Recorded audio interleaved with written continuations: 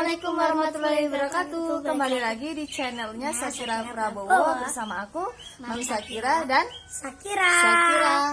Nah teman-teman, share kegiatan hari ini lagi. Jadi jangan bosan-bosan ya, dan jangan di skip-skip.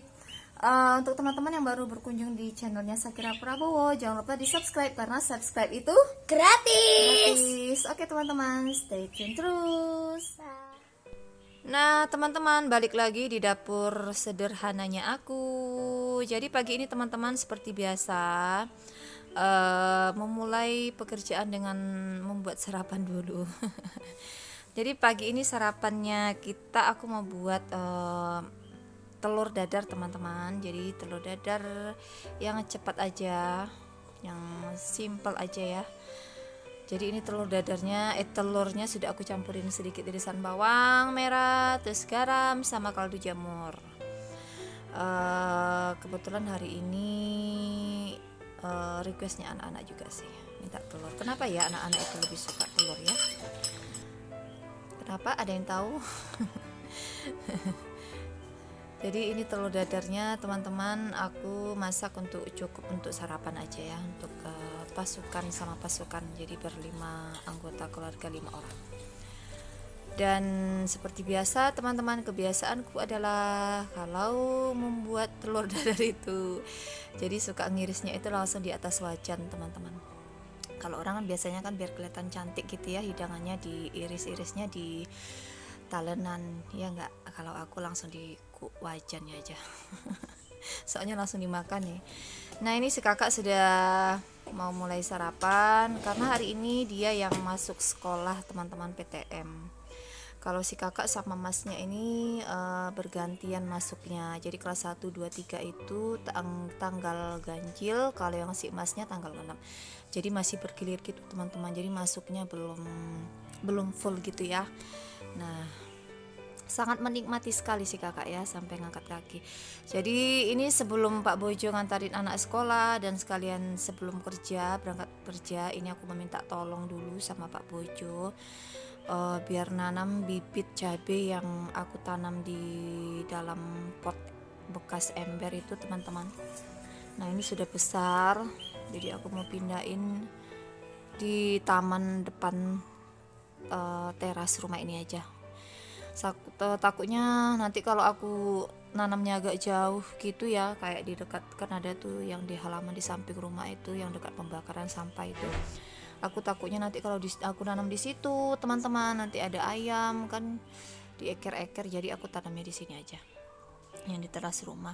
Dan ini tanaman bougainvilleku ya teman-teman, alias bunga kertas. Alhamdulillah juga sudah banyak cabangnya, aku pisahin juga, aku buat pot sendiri.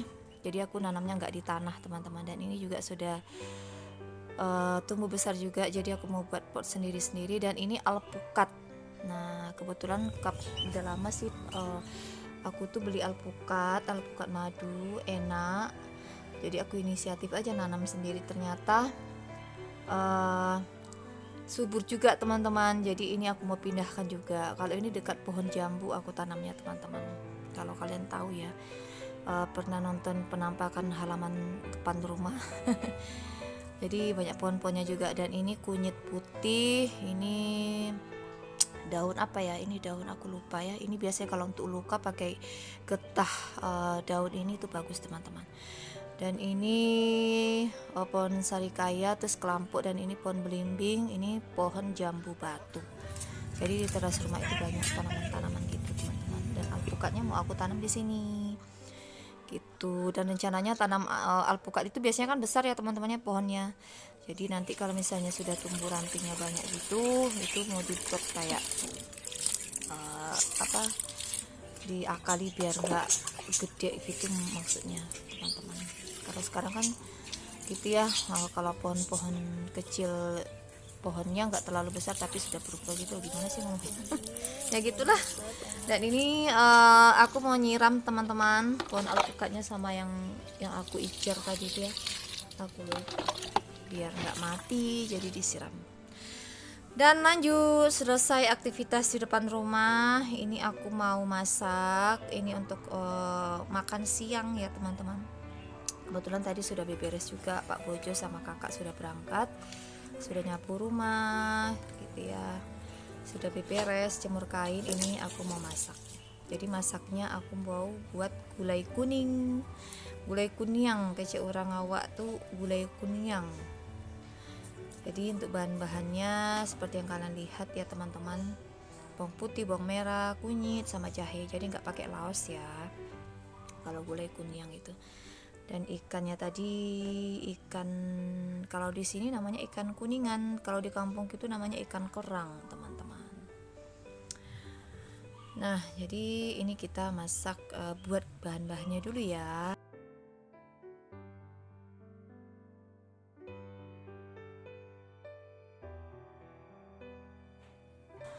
Dan ini teman-teman sudah dikupasi semua, jadi dicuci. Dan ini lanjut aku mau blender, di blender halus karena mau dibuat gulai gitu.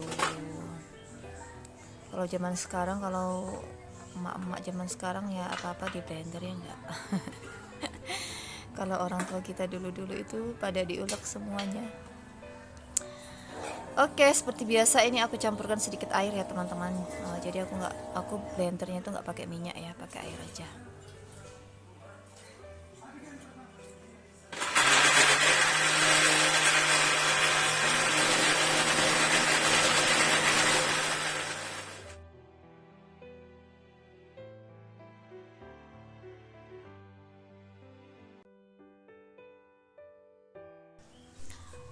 Tada, jadi ini sudah jadi, bahan-bahannya sudah aku haluskan semuanya.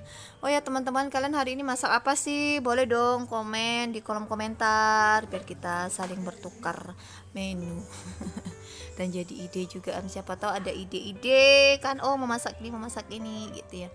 Jadi kalau aku masak gulai kuniang itu teman-teman seperti ini. Jadi aku langsung masukin air, terus aku masukin garam, terus penyedap rasa, sama nanti sedikit gula, terus sampai larut ya teman-temannya, diaduk-aduk gitu. Baru dimasukkan yang bumbu halusnya, terus diaduk-aduk juga. Kira-kira 5 menitan lah kalau sudah mendidih kayak gini. Terus masukin daun salam, daun serai. Kalau sudah mendidih tambahkan lagi airnya gitu teman-teman. Nah lanjut, kemudian ini baru aku masukin ikannya ya teman-teman.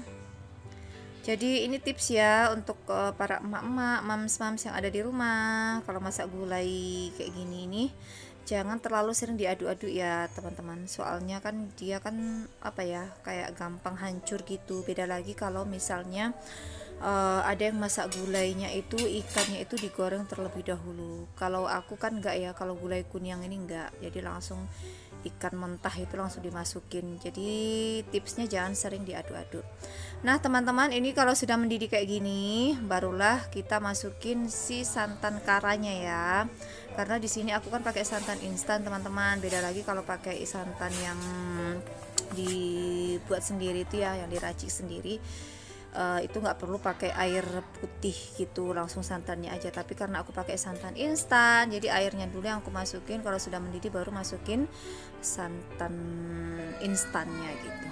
Dan ini aku pisah terlebih dahulu teman-teman. Alhamdulillah sudah masak. Ini yang untuk si adik Nana, karena dia kan nggak suka pedes ya. Soalnya ini mau aku tambahin cabai biar masakannya tambah sedap dan harum gitu. Kalau dikasih cabai itu kan harum gitu ya masakannya, gulainya. Dan ini sebagian aku mau tuangkan di piring ini ya teman-teman, untuk ditaruh di tudung. Dan karena aku buat kuahnya banyak, jadi ininya nggak cukup. Sementara yang kuahnya aku biarin aja di wajannya itu. Tara, ini dia penampakannya gulai kuning yang ala Mam Sakira. Kalian wajib coba teman-teman, karena memang rasanya endul tak kendul. Dan lanjut di sini teman-teman, aku mau buat cemilan. Cemilan itu namanya kue talam ketan. Jadi ini cemilan kesukaanku ya teman-teman ya, karena waktu kecil itu sering banget, sampai besar juga sih, sering makan ini dan memang enak. Jadi udah lama banget nggak makan ini, terus aku mau coba masak sendiri. Ini baru perdana sih aku masaknya teman-teman. Yang pernah masak itu, yang sering masak itu ya mamaku, terus almarhum adikku juga kalau buat itu enak. Dan sebelumnya ini aku mau mau cuci piring dulu teman-teman, karena yang ketannya tadi itu aku merendam selama 2 jam.